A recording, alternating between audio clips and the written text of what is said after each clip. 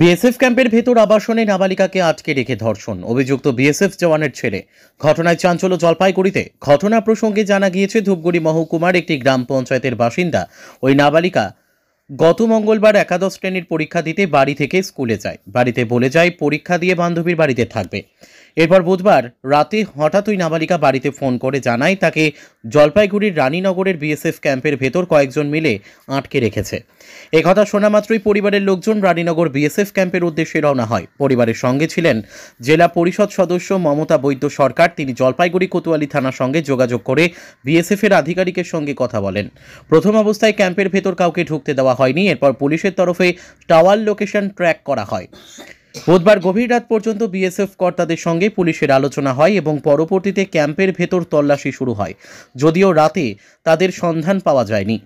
বৃহস্পতিবার সকালে ওই ক্যাম্পের আবাসন থেকে ওই নাবালিকা এবং বিএসএফ জওয়ানের ছেলেকে উদ্ধার করে কোতোয়ালি থানার পুলিশ। নাবালিকার পরিবারের অভিযোগ, বিএসএফ জওয়ানের ছেলে এবং আরও কয়েকজন তাকে ক্যাম্পের আবাসনে আটকে রাখে। ওই নাবালিকাকে নেশাজাতীয় দ্রব্য সেবন করায় এবং তাকে ধর্ষণ করে বলে অভিযোগ।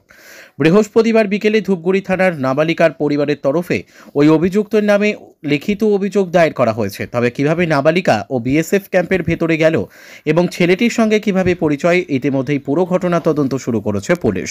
তবে বিএসএফ ক্যাম্পের আবাসনে এই ঘটনা ঘটায় তাদের ভূমিকা নিয়ে প্রশ্ন তুলেছে নির্যাতিতা নাবালিকার বাবা। ধূপগুড়ি থেকে ভাস্কর মহন্তের রিপোর্ট, আমাদের টিভি। বলছি কি ঘটনা হয়েছে? ঘটনা বলতে আমার মেয়ে পরীক্ষা দেয়, পরীক্ষা দেওয়ার পরে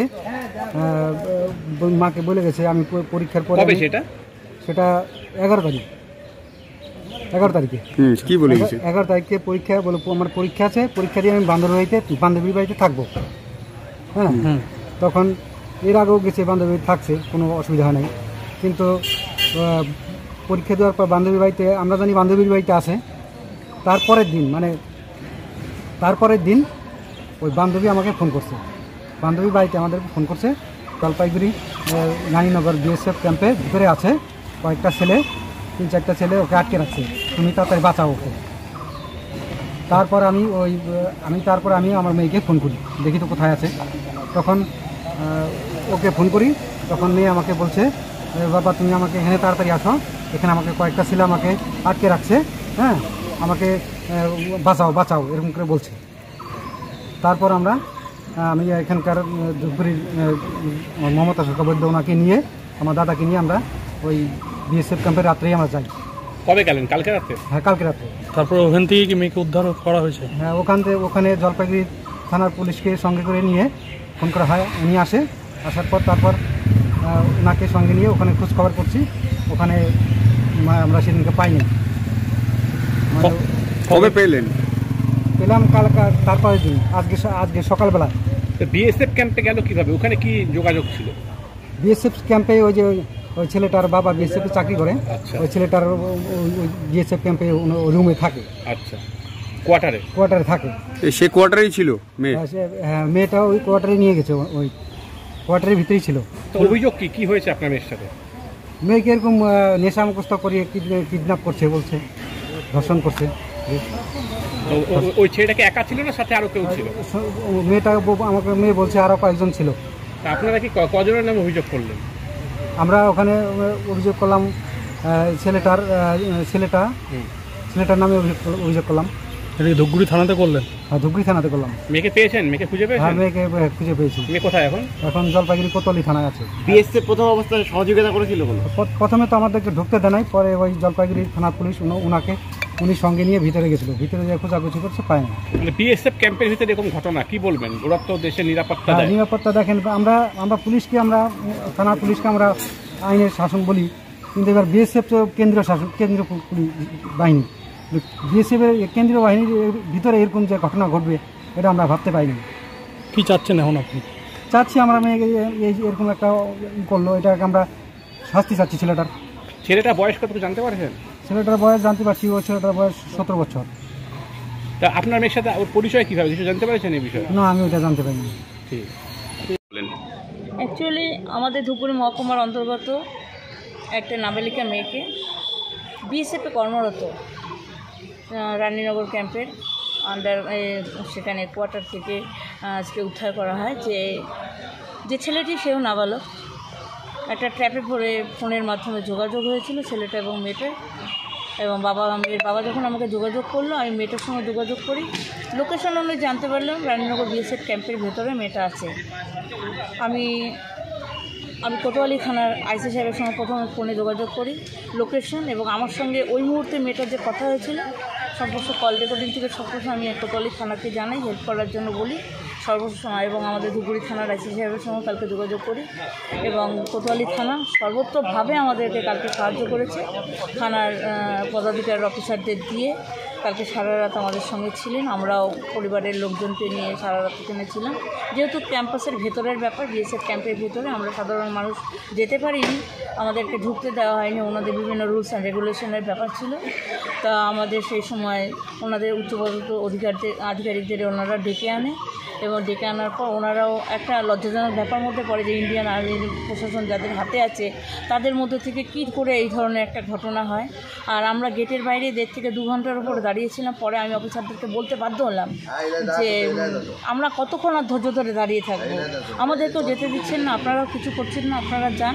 বললো না, আমরা বিভিন্ন অফিসারের সঙ্গে কথা বলছি। হ্যাঁ, উচ্চপদস্থ অফিসাররা আমাদের কোতোয়ালি থানার আইসির যোগাযোগের ব্যাপারে হওয়ার পরে ওনারা এসেছিলেন, কথা বলেছিলেন আমাদের কোতোয়ালি থানার আধিকারিকদের সঙ্গে, এবং ওনাদেরকে সহ ভেতরে গিয়ে বিএসএফের জওয়ানদের নিয়ে এবং থানার অফিসারদেরকে নিয়ে 1.5 থেকে 2 ঘন্টা সার্ভে করার পরও কালকে রাতে আমরা পাইনি। ভোর 5টা পর্যন্ত আমরা কালকে ছিলাম, এবং আজকে সকালে আবার কোতোয়ালি থানার সঙ্গে যোগাযোগ হয় 7টার দিকে। ওই বিএসএফ ক্যাম্প থেকে আইসি যে কালকে যিনি ছিলেন আধিকারিক এএসআই তার সঙ্গে যোগাযোগ করেন এবং তাকে বলে যে আমরা পেয়েছি। কোথায় ছিল সে?